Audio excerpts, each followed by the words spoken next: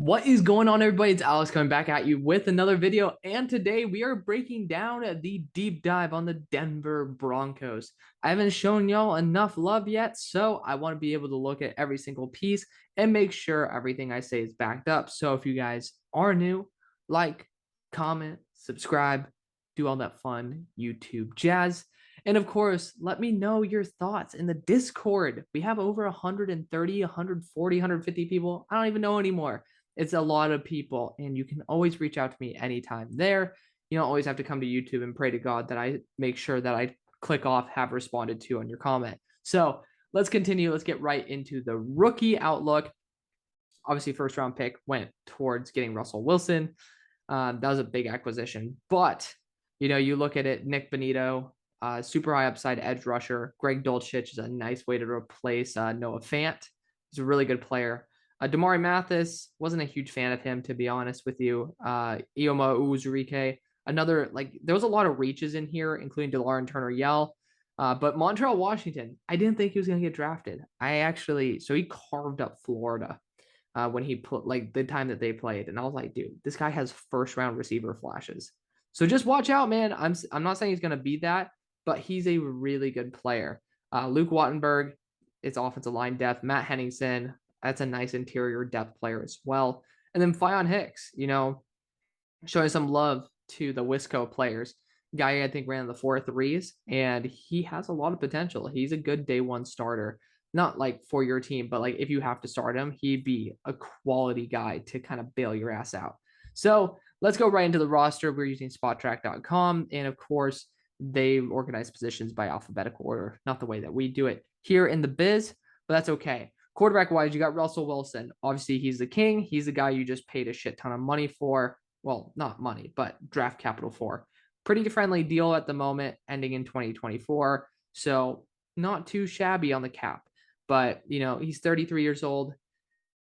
It's kind of a little bit worrisome because he hasn't been able to really put it together in a place that, honestly, he should have been able to. They didn't really give him enough control there in Seattle.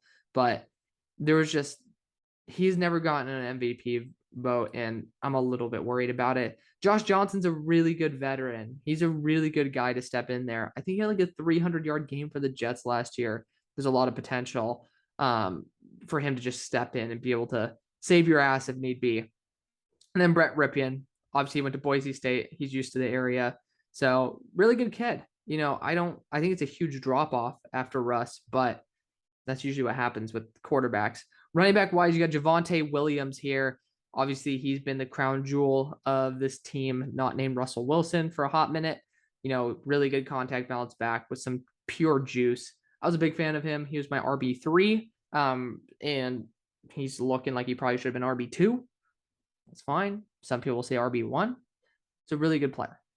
Big fan of him. Then you have Melvin Gordon here as your RB2. I like that a lot. I think I might have seen Divine Zigbo get cut. That's a potential. Don't quote me on that one. We're in the middle of cut day because I'm going to be posting this after the fact. So for the people saying, oh, he's not even on our team anymore, why is it saying that? That's why I had a little bit of a moment to record all this right now because I wanted to get this out for y'all. This is a series that I want to be able to know when I make my mock draft, I can use my own custom order based off of the teams here. So based off of the records I predict. Looking at the wide receiver room, Cortland Sutton's a beast. Sucks that Tim Patrick's hurt. But you got Jerry Jeudy, KJ Hamler as well. Seth Williams is on the squad. I know he's on the practice squad, but I thought that another team signed him. That's great. I thought that he should have been a fourth-round pick. Guy has some potential, man. I don't know why people are sleeping on him. I think he could legitimately make a roster. Even Darius Shepard's not too shabby. Tyree Cleveland has some potential. But KJ Hamler's really good. Montreal Washington is pretty much your legit wide receiver 5. And right now it's wide receiver 4. That's a bit concerning. I don't think KJ Hamler should be your legit 3 when I think Jerry Jeudy fits best in the slot with Tim Patrick on the outside. Overall, the roster looks good if you had Tim Patrick, and you don't. So I'd be looking maybe to add someone like TJ Vasher in free agency. I have a TikTok, so feel free. I know I sold my soul to the devil to check it out. I'm going to have a list of the top 5 players, technically 2 lists. So keep an eye out for that, of the players who got released, who should sign with who, essentially. So that's one where I think you guys could probably sign him. Tight end wise, Greg Dulcich, Albert O. It's a nice duo right there. I like that. Dylan Parham as well. Really? Really? I did not know he went to the competitor. Wow, what a bitch. Not for you guys, but like, dude straight up just went into the same division. It was like, you know what? We're going to say screw you to the Chargers. Good player. He has a lot of potential for sure. Tackle wise, I wouldn't say Dalton Reisner said pure tackle, but let's see if they have a left tackle here. Garrett Bowles, they sometimes list him as LT. Garrett Bowles, very solid. He shined out in his contract year. I think he's a good player still. But looking at that right tackle spot, you have Cam Fleming there. You've had a lot of players that rotate through here. Dalton Reisner is a guy who I would rather just have purely on the inside, but that's a bit of a concern. If Cam Fleming's going to be your starting right tackle, please again feel free to correct me in the comments section below, because being arrogant gets me absolutely nowhere, and I'm not really in the mood for that. Guard wise, you have Glasgow, Moody, Reisner. So you have dudes who are really good. Billy Turner is a nice vet. Tom Compton too. Like, for once, we're finally seeing some depth here. The Raiders could use that. Then at center, you got, so Quinn Miners probably is also going to be starting inside with Lloyd Cushenberry. Quinn Miners probably going to be moved to guard, if I'm not mistaken. And of course, I accidentally click on Quinn Miners. That's what we do here, right? We mess up all the time. But that's okay. Quinn Miners as well as Luke Wattenberg in there. So you have a good center core. You have a good interior. I like that a lot. Makes me a lot more confident. Let's look. Wow. Words are tough, guys. Words are tough. Let's look at the defensive line and build out from there. You start out with DJ Jones. Big fan of him. He's a very good player. A little bit worried about the guys past that. I know that we can put Yama Uzurike and Draymond Jones in that equation as well, so I'm not really worried about it.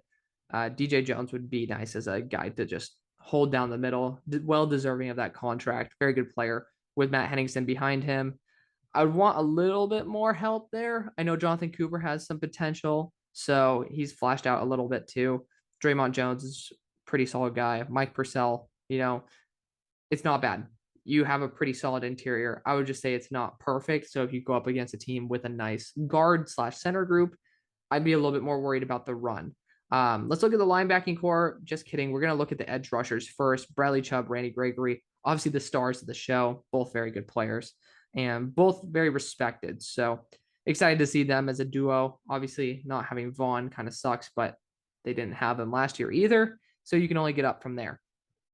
I would say the outside linebacker depth is absolute cheeks, though. That's a little bit scary to me. You guys can let me know. I think Baron Browning is going to be playing that role, though. He's playing a little bit pass rusher/linebacker. So, oh, my God. My bad. Nick Bonito's in there as well. You have some good depth with Baron Browning and Nick Bonito. So I like that a lot. Linebackers, Josie Jewell was brought back on a 2-year deal. Love that for you guys. Just a super chill, solid linebacker out of Iowa. Alex Singleton, another really good addition. This team hasn't had good linebackers in a hot minute anyways, so having guys like Baron Browning in there step up, it's an upgrade from what you guys used to have. Safety-wise, Kareem Jackson, nice. Caden Stearns, love it. J.R. Reed, I love J.R. Reed. When he came out of Georgia, he got brought to the Seahawks in like the 6th round or something. Big fan of him. Obviously, nothing is certain because you're still drafting safeties when you have limited draft capital, but it's okay. Let's look at the free safety. Where's he at? Justin Simmons. Did you guys? No, you didn't go after Johnson and cut him, did you? Oh, you bitch. What? So I was a big fan of Johnson last year from Indiana. I am hoping I see him in the corner room, and I don't. Oh, that hurts me inside. I hate you guys. But Johnson was a really good player. I'm forgetting his first name, but you guys know. I think it wasn't John Johnson, but he was the guy who picked up Justin Fields a couple of times. Cornerback wise, Pat Surtain's your true corner one. He's been balling out. Good for him. Ronald Darby, not that big of a fan of him. Thought he was a bit overpaid. I don't think he's a true corner two. Sucks Kyle Fuller isn't here. Ojemudia, he's a nice corner 3. Kawan Williams is a nice slot guy as well. I was hoping that you guys could end up snagging Marcus Jones and having him as a slot/returner. That would have been fun, but Kawhi Williams is definitely a solid player. Damari Mathis, Fionn Hicks, both good depth players if they're still on the team, which I think they will be. So that's going to be the roster. Again, you have some holes for sure. I would say that that right tackle spot, I don't trust it. I am legitimately concerned. If you go up against a good pass rush, I might have to flip it. I mean, to be fair, Russ has dealt with shit offensive lines for a while, so you're probably the best guy to deal with it, but it doesn't mean you should have to. And he's not 26-year-old Russell Wilson. He's 33. So we're going to show a little bit of caution there. Obviously, interior defensive line could be improved a little bit, but starting off week one, Russ is going to get his revenge. I don't think that the Texans are good enough. The Niners could get some pressure here, but I'm going to show a little bit of love to Russ and Mile High. Basically, if you guys are at home, I'm going to be giving you the victory. You have a really good roster. You go up against the Raiders, who I just did their video literally minutes ago. You think about it. You guys could technically cover Devontae Adams. You have a good safety group. You just don't have the interior of the defensive line that I would look for to create enough pressure. You do have the edge rushers, though. I might want to flip that game. We'll come back to that. This game could technically be flipped as well, but I do think that you can get to that second level with Quentin Nelson in there. So I think that they could beat you guys. The Chargers, I'm going to be giving them the win at home. I think they're Super Bowl contenders. This whole entire division is a pain in the ass to deal with, but I think you guys are really good. The Broncos, of course, are going to beat the Jets. I don't need to explain that. The Jaguars, I'm calling upset because of the environment. You're going to Jacksonville from Mile High. Jacksonville's a really good team as well. And I was talking about this when push comes to shove. If a team's going to be pounding down the middle, I'm going to be taking them. In this scenario, I think I'm still going to take them. This might be another game I come back to. I do think you can still beat the Raiders. Still thinking of flipping that game another time back here. So you guys might have some success there. You guys are going to get mad about this. Similar situation, but Carolina is actually a really good team. The Ravens are really good too. And I'm going to have you guys beat the Chiefs. You guys are going to trade. We're going to swap all these games.